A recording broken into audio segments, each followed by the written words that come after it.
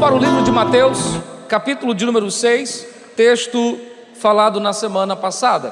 Para você que esteve aqui conosco, nós falamos na semana passada sobre o cuidado de Deus. E iniciamos contando a história de um pássaro que voou com medo de ser alvo ou fruto de uma perseguição de um gavião que estava à sua volta, de um carcará, melhor dizendo, e que ele veio parar nas nossas mãos e que nós o cuidamos, que nós guardamos ele. E hoje ele está bem, está seguro, está junto de outras aves.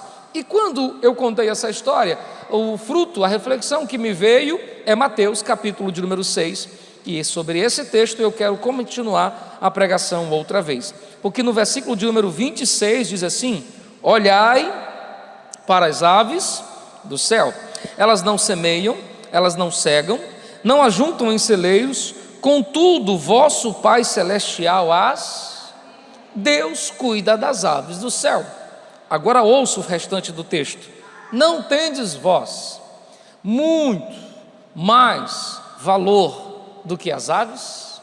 Sabe, queridos irmãos, são expressões de Jesus como essa que deve levar você a refletir. Nós estamos debaixo do cuidado de Deus.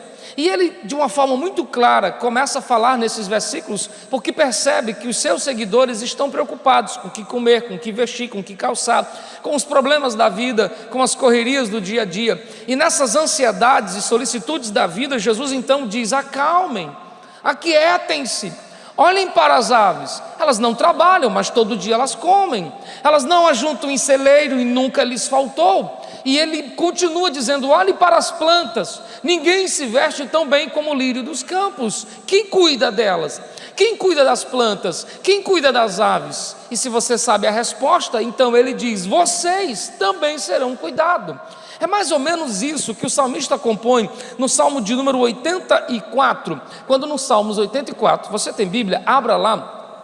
O salmista diz exatamente o que Jesus agora, anos depois, estava dizendo. No capítulo 84, no versículo de número 3, ele diz: até o pardal encontrou casa. Na nossa cultura brasileira, o pardal é uma das espécies que não tem muito valor. Ninguém anda criando um pardal em casa, não se anda caçando um pardal, não se vende um pardal. E na cultura judaica, o pardal era das aves de menos valor. Basta você perceber que com um pardal se pagava pouca coisa. E agora o salmista está dizendo que até o pardal, ou seja, o mais desprezíveis, o menor dos pássaros, o mais esquecido deles, também encontrou casa. E o que mais diz o texto? E a andorinha, ninho para si, onde ajunta os seus filhotes, e tudo isso junto dos teus. Sabe o que o salmista está dizendo? Que Deus não rejeita o menor e nem o desprezível. Isso me faz, irmãos, ficar tão feliz por saber que Deus não trata pessoas diferentes. Ele cuida de mim e de você.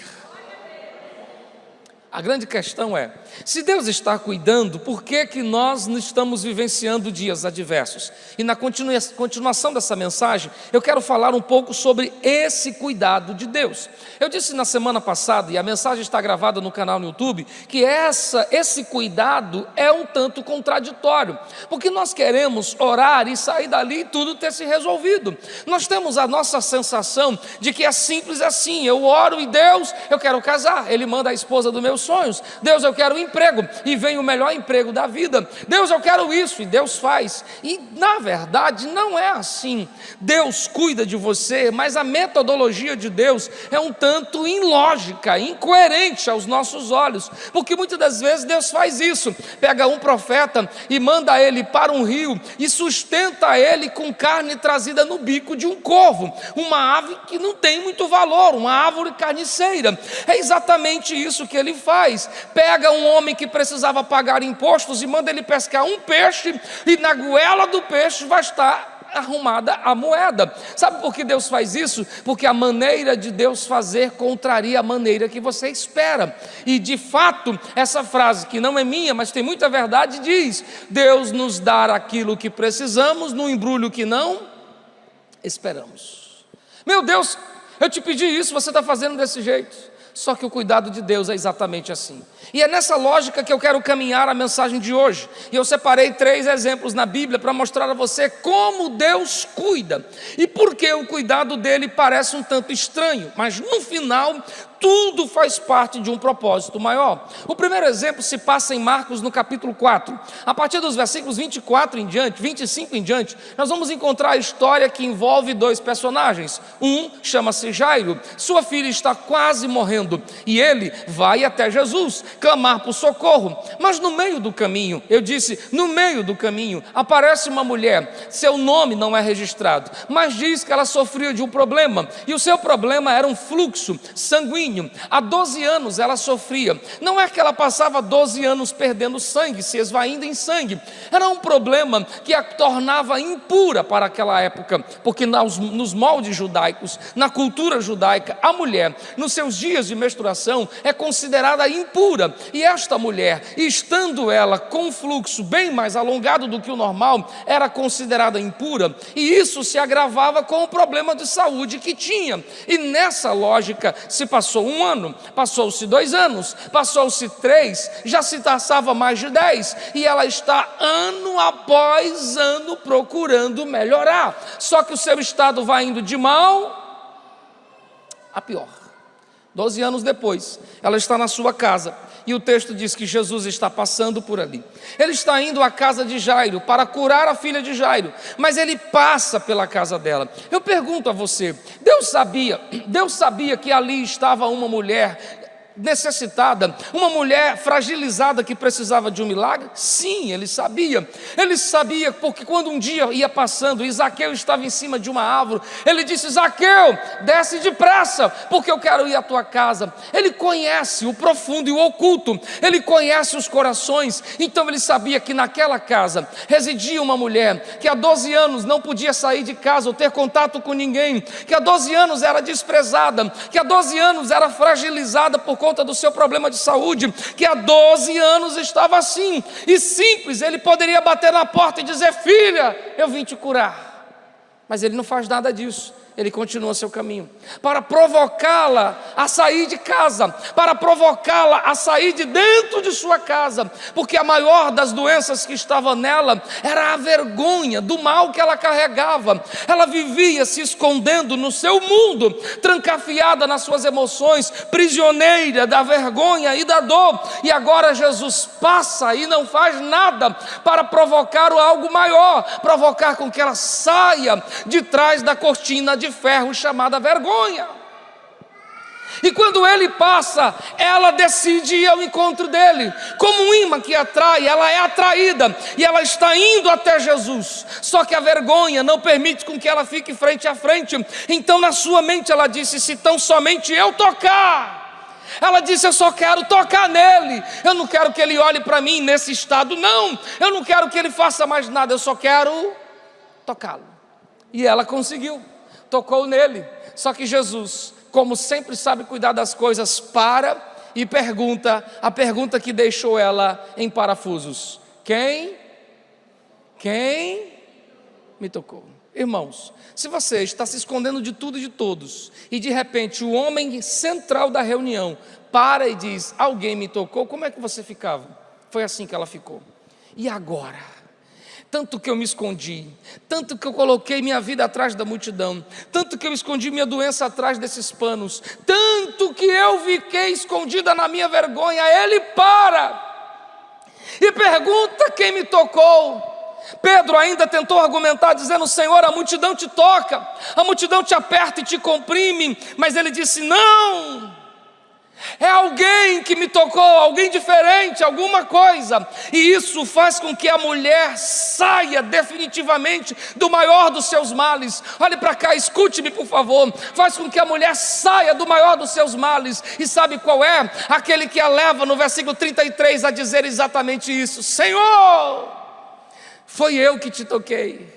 Aquilo que era mais difícil para ela teve que acontecer agora. E aqui está a razão de Deus não ter curado na porta da sua casa, de não ter entrado no lar dela, porque Jesus queria muito mais do que estancar a hemorragia. Jesus queria sarar uma alma ferida. Jesus queria tirá-la da vergonha, da escuridão e vergonha que ela havia trancafiado sua vida há 12 anos. Então ele coloca ela numa situação, é semelhante ao episódio de um moço que tem um problema na mão, a sua mão é ressequida, e ele quer ir até Jesus para ser curado, e sabe o que Jesus faz? Vem para o meio e levante a mão. Ora pois, se eu estou escondendo aquilo que eu mais tenho vergonha, ele agora me coloca em situação de exposição. E sabe por quê? Porque para curar você, Jesus precisa tirar você de trás da cortina que você se esconde. Porque para tratar conosco, Ele precisa nos tirar de trás dos lugares que nós estamos escondendo. E nós somos especialistas em criar máscaras, cortinas, paredes estucadas para dizer está tudo bem. Mas aquele que conhece você sabe como tratar e cuidar de você. Por isso está tratando com ela. O segundo exemplo se passa em Mateus capítulo 15, nos versículos 24 em diante. Eu encontro novamente outra mulher, só que o texto fala de algo mais profundo. É uma mulher cirofenícia, ou seja, uma mulher que não pertencia às cercanias de Israel, não era judia, por consequentemente, ela não estava muito bem aceita entre o mundo judaico. Mas esta mulher tem um problema: sua filha está terrivelmente endemoniada e aflita. Essa mulher vai até Jesus. Jesus não atende ela. Jesus não se importa. É estranho ver isso, mas é exatamente o que o texto diz. Ele não parou para atendê-la, mas ela insistiu, e ela insistia mais e gritava: Senhor, Filho de Davi. Até que os discípulos se incomodaram tanto, e eu imagino Pedro e João ter sido um deles, e dizer: Senhor, despede logo essa mulher. Está nos incomodando isso, é barulho demais. Se fosse no cearenseis, está nos aperreando. Jesus para, e ao invés de dizer: vem cá mulher, vou te curar, sabe o que Jesus disse? Não é correto dar o pão da mesa para os cachorrinhos. Ah, meus amados, que modo estranho de tratar alguém. Mas deixa eu te ajudar a entender isso, porque é assim que Deus cuida das pessoas. A história dessa mulher é uma história que merece muito a nossa atenção. Primeiro, o texto diz que ela era uma mulher, e isso por si só já era muito difícil. Segundo, ela era cirofenícia, isso torna a situação mais grave. Ou seja, essa mulher vivia um mundo de complexos, essa mulher vivia um mundo de rejeições. As pessoas a rejeitavam por ser mulher, a rejeitavam por ser gentil, e a rejeitavam mais ainda, porque dentro da sua casa tinha uma filha endemoniada. Ninguém entra na casa dela, ninguém fala com ela, ninguém quer acordo com ela, porque além de ser gentil, além de ser mulher, ainda a sua casa é cheia de demônios. Assim era a vida dela. Mas essa mulher rompe com todos os paradigmas, e mesmo assim ela vai até Jesus, ela corre até Ele, porque ela está cansada de ver a sua filha se debatendo endemoniada, e ela se prostra e diz a frase mais humilde que eu já pude ler. Ela diz: sim, Senhor, é verdade, não se tira o pão da mesa para dar para os cachorrinhos, mas estes comem das migalhas. Sabe o que essa mulher está dizendo? Aquilo que eu e você muitas das vezes precisamos entender. Quando Jesus disse essa expressão para ela, Jesus disse: não é correto dar o pão para os cachorrinhos. Era assim que se chamavam os gentios. Os gentios eram chamados de cães ou cachorros no quesito de santidade espiritual, porque eles desprezavam as coisas sagradas. É só ler Mateus capítulo 7, versículo 6, quando Jesus disse: não dar o pão aos cachorros e as pérolas aos porcos. Sabe o que ele está dizendo? As coisas sagradas devem ser tratadas com respeito. Mas os cirofenícios, o povo de onde vem essa mulher, não tratava com respeito as coisas espirituais. Ela não levava a sério as coisas sagradas. E Jesus agora vai quebrar definitivamente o maior dos paradigmas que havia dentro dela. Porque se ela rompeu com a multidão, e mesmo sendo mulher entrou na multidão, se ela rompeu com a cultura judaica, mesmo sendo gentílica específica e entrou próximo de Jesus. Jesus agora quer chamar ela para romper com uma maldição que se carregava há anos na sua geração de seus pais, de seus avós, de seus tataravós. Era uma geração de pessoas que desprezavam a coisa sagrada, e Jesus queria arrancá-la de um mundo de escravidão, e por isso ele diz: eu não vou dar o pão para os cachorrinhos. Mas a resposta dela diz: Senhor, o Senhor tem razão, minha geração, meu povo, minha descendência, minha família nunca tratou a sério as coisas espirituais, mas eu estou me humilhando diante de ti como um cachorrinho, querendo ao menos as tuas migalhas. Sabe o que Jesus está fazendo hoje? Você veio buscar libertação para sua filha, mas quem saiu daqui liberta foi você. A resposta dela surpreendeu tanto Jesus, que Jesus disse: seja feito conforme você quer, porque aquela mulher de uma vez por todas se tornou livre de uma prisão espiritual, livre de questões internas. Agora, a mulher que rompeu a cultura judaica está rompendo com uma maldição hereditária, rompendo com a geração de seus avós que viviam desprezando as coisas espirituais, e ela se tornou a primeira mulher no mundo gentílico a alcançar o milagre de Deus. Ela abriu a dimensão espiritual para os samários, para o mundo gentílico. Ela abriu a dimensão do reino de Deus. Ou seja, se a minha geração, se a minha casa era maldita, eu me humilho diante de ti, porque a partir de agora a minha casa bendita será do Senhor. Não seria como ela queria. Se Jesus tivesse feito: ô filha, vai para casa, tua filha está endemoniada, sai demônio, era simples. Mas Jesus queria tratá-lo muito mais. É por isso que o tratamento de Deus é incoerente à nossa lógica humana, mas no final, já diz Paulo aos Romanos, todas as coisas contribuem para o nosso. Se você está esperando uma resposta de Deus e ela está acontecendo de uma forma estranha, fica tranquilo, no final você vai ver que tudo faz parte do processo de Deus. Eu posso ouvir um amém? O terceiro exemplo que eu quero deixar para você se passa em Marcos, no capítulo 5. É a história de um povo chamado Gadarenos ou Gerazeanos. Esse povo pertencia a uma cercania de Decápolis, províncias de 10 assentamentos. E ali naquela região havia um moço, na verdade 2, mas um se destaca pelo seu terrível estado. É um moço endemoniado, era um jovem, mas possuído de espíritos males. E esse moço vivia nos sepulcros, ninguém conseguia detê-lo. Se amarrasse ele com cordas ou correntes, ele despedaçava. E volta e meia, ele pegava pedras e se feria a si próprio. Imagine a situação dos seus pais ver isso acontecer. Imagine a situação dos seus familiares, se ele fosse casado, a situação de sua esposa ver isso acontecer. Mas essa era a realidade do gadareno. O gadareno é um moço terrivelmente endemoniado, mas Jesus, para socorrer esse moço, enfrentou as águas do Rio Jordão, e mesmo havendo aquela tempestade, ele passa pela tempestade, porque ele está indo ao encontro de um moço que precisa de ajuda. Ele não vê limites, ele vai ao encontro dele. Só que ao chegar lá, ele dá uma ordem aos demônios que estão naquele moço. Ao invés de mandar os demônios para o inferno, mandou os demônios para irem para os porcos. Estranho isso.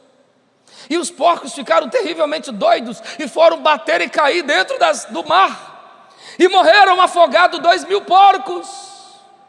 A notícia se espalhou, chegou a notícia nos ouvidos do povo: olha, tem um homem aí que expulsou o demônio do gadareno. E o pior, os demônios entraram nos porcos. Os donos dos porcos chegaram, e quando procuraram sua manada de porcos, não encontrou nenhum. E sabe o que eles fazem? Você não é bem-vindo aqui, porque você destruiu a nossa fonte de renda, você destruiu a fonte do nosso lucro. Eles nunca pararam para ver que do lado de Jesus estava um homem são e curado. Eles só pararam para ver que haviam perdido. E aqui está o tratamento de Deus. Sabe como Deus está tratando o gadareno? Da seguinte forma: eu preciso libertar você, só que para te dar vida nova, eu preciso arrancar aquilo que te aprisiona. Na cultura, porcos são animais imundos, e os gadarenos criavam porcos. Os gadarenos eram formados por pessoas que parte eram gentílicas e parte eram judias, e era esses judeus que muitas das vezes compravam ou que criavam esses animais, ainda que não comessem, mas criavam animais imundos para vender para os outros. E Jesus está vindo para libertar o povo, não apenas o gadareno, ele quer libertar aquela cidade, porque para Jesus trazer algo novo para alguém, é preciso entender que está disposto a perder alguma coisa, e eles precisavam perder o que parecia ser lucro, mas na verdade era maldição, o que parecia ser ganho, mas na verdade era perca. Quantas vezes nós estamos sendo iludidos na nossa falsa visão de ótica, de que estamos ganhando alguma coisa, porque isso nos faz bem, mas na verdade isso está cobrando um preço muito alto. Eu estou feliz, está dando tudo certo, mas a que custas? A que preço você paga para alcançar aquilo que você acha ser o melhor e você pensa estar ganhando, mas na verdade isso está requerendo um preço muito alto. Aí vem Jesus para te libertar daquilo que te escraviza. E você só está preocupado com os demônios que te aprisionam, mas tem porcos, tem coisas imundas.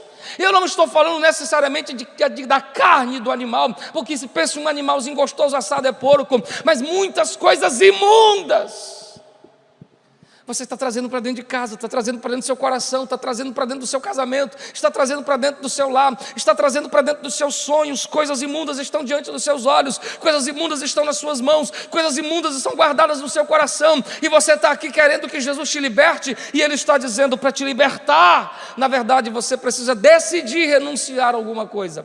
E essa não foi a realidade dos gadarenos, porque eles preferiram os porcos. Aí você diz assim: que povo cruel, rejeitaram Jesus. E eu digo: realmente, que povo cruel, ainda hoje rejeitam Jesus. A pergunta que eu faço para mim quando eu leio Marcos 5 é: o que mais importa? O que mais importa para você? Sabe, irmãos, na realidade o que mais importa são os porcos e não o Senhor. O que mais importa são os lucros e não o Senhor. O que mais importa é o hoje e não a eternidade. O que mais importa é o que eu ganho agora e não o que eu tenho que perder agora. O que mais importa é se está tudo bem nesse momento e não como vai estar depois da morte. O que mais importa é agora. E foi por isso que os gadarenos rejeitaram Jesus, e Jesus sai por conta da rejeição das pessoas que não entenderam o cuidado de Deus, porque o cuidado de Deus com aquela geração, com aquele homem, era libertar eles de um mal muito maior do que os seus olhos estavam vendo. Porque enquanto eles achavam que era o moço o problema era muito mais profundo, era muito maior, e Deus está cuidando desse povo. Deus está cuidando dessa geração. Então eu transcrevo essa mensagem para os dias de hoje. Deus quer cuidar dessa geração, mas essa geração não entendeu que a maneira de Deus cuidar não se alinha com a sua maneira. O molde de Deus não se alinha ao seu molde. Você quer a sua maneira, ao seu modo, ao seu tempo, ao seu jeito, e Jesus disse: não é assim. São frases de pregador quando diz: Deus faz do jeito que quer, na hora que quer, da maneira que quer, e só faz se Ele quiser. Mas nós queremos ao nosso modo, da nossa maneira, do nosso jeito. Se não for, não serve. Se não for, sabe, irmãos, essa semana conversando com alguém, eu ouvi essa frase e ela cabe bem a essa pregação. Quando nós oramos com o coração naquilo, nós só ouvimos aquilo que o coração quer ouvir. Um moço está apaixonado por uma menina e todo mundo vê que é um laço, mas ele está encegueirado. Não, é a coisa mais linda dos meus olhos. E ele só consegue ouvir o que ele quer ouvir, não o que Deus está falando. Aquele emprego é tudo que eu quero, é meu sonho, só que a custo de quê?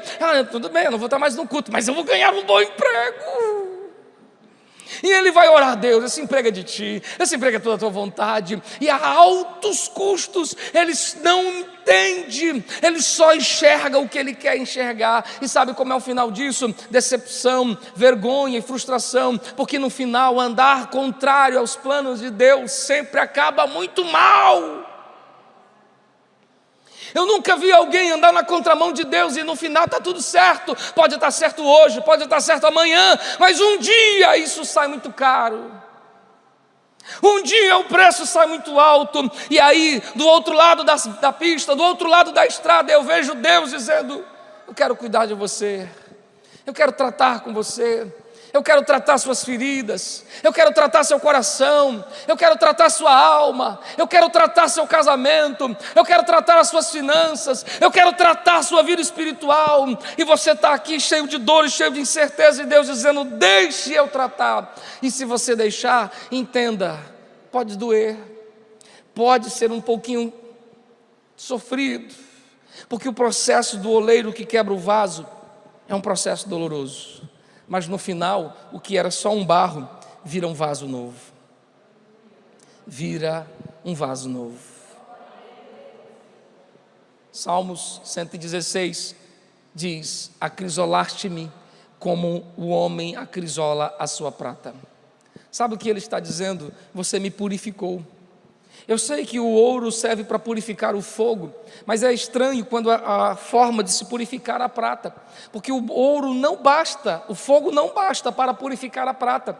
Sabe o que se faz ainda com a prata? Depois de passada pelo processo do fogo, ela ainda pega umas pancadinhas, algumas coisinhas assim, e todas as vezes que ela é retirada do fogo, o sinal em que o acrisolador está a ver é se aquela prata reflete a imagem do homem que está acrisolando ela. E quando Davi diz assim: acrisolaste-me como alguém purifica a prata, ele está dizendo: o Senhor me levou para o fogo, o Senhor deu umas pancadinhas até que eu pareci contigo, até que eu refleti a sua imagem, até que eu me tornei aquilo que eu tenho que me tornar. Então, se o fogo está queimando o seu coração, se a chama das dificuldades está ardendo em sua alma, se o fogo das provações te consome, e preste atenção com o que eu vou te dizer: é papai purificando você, porque Ele quer ver o rosto dEle brilhando em você, Ele quer a graça dEle resplandecendo em você, e você precisa decidir se quer ou não ser cuidado por Deus, se quer ou não. Essa semana conversava com uma senhora, com uma mãe, e eu disse para ela um dos textos que li agora recente em Deuteronômio. Sabe como Deus cuidou de Israel? O Senhor diz assim: levei-te sobre as asas da águia, como uma águia leva seus filhotes em suas asas, eu te levei para o deserto, e quando estavas a cair, eu te aparei na palma de minha mão. Sabe o que Deus está te dizendo?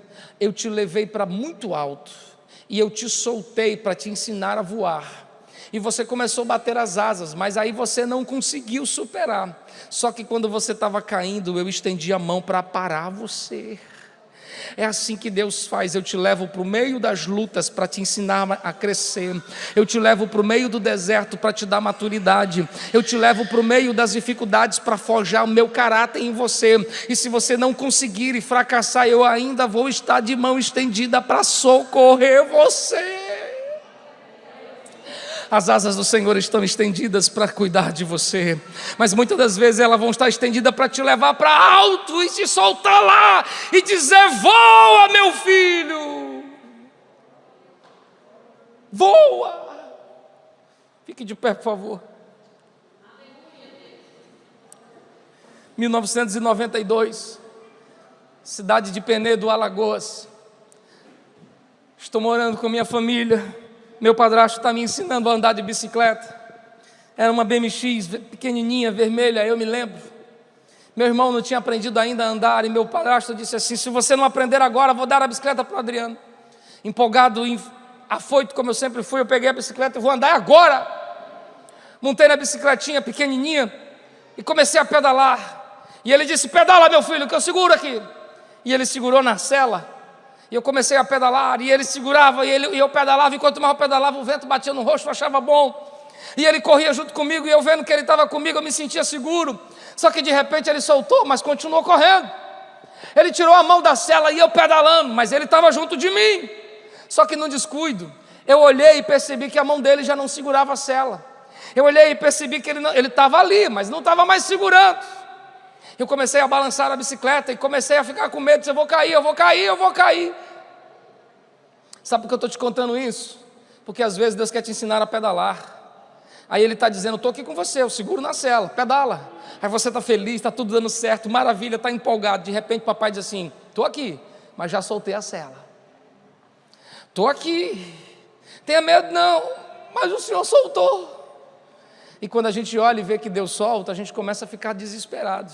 Só que o Senhor faz com você o mesmo que meu padrasto fez. Quando eu ia caindo, ele pegou na cela de novo e disse assim, tenha medo não, meu filho, seu pai está aqui.